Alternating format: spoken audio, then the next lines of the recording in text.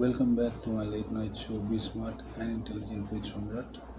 ভারত বর্তমানে রয়েছে শ্রীলঙ্কার মাটিতে টেস্ট সিরিজ খেলছে। The young team is playing test series in the Sri Lankan soil.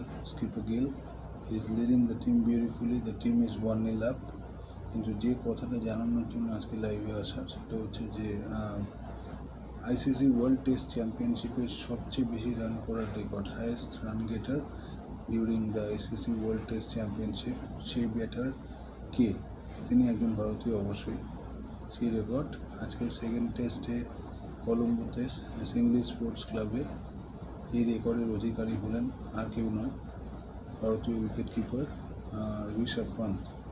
Right, তার বিধ্বংসী 63 রানের ইনিংস খেলার সময় তিনি এই রেকর্ড করেন, যেখানে মাত্র 74 ইনিংসে ডিউরিং ওয়ার্ল্ড টেস্ট চ্যাম্পিয়নশিপ তার টোটাল রান ট্যালি দাঁড়িয়েছে 2948।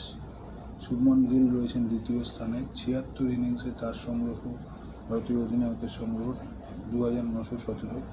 রোহিত শর্মা প্রাক্তন ভারতীয় অধিনায়ক, 69 ইনিংসে টেস্ট অধিনায়ক 2716।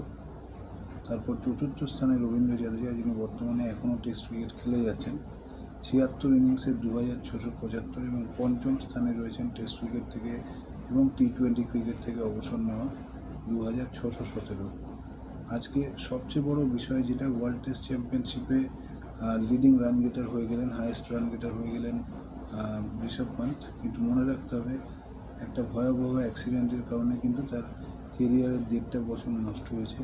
তো সেখান থেকে এই অ্যাচিভমেন্ট টেস্ট ক্রিকেটে তার একটা বিশাল বড় achievement. Hats off to his performance, hats off to the bravery that he has শোন and the motivation that he has given to the fellow junior players. তো এটুকুই জানানোর ছিল আজকের লাইভ প্রোগ্রামে।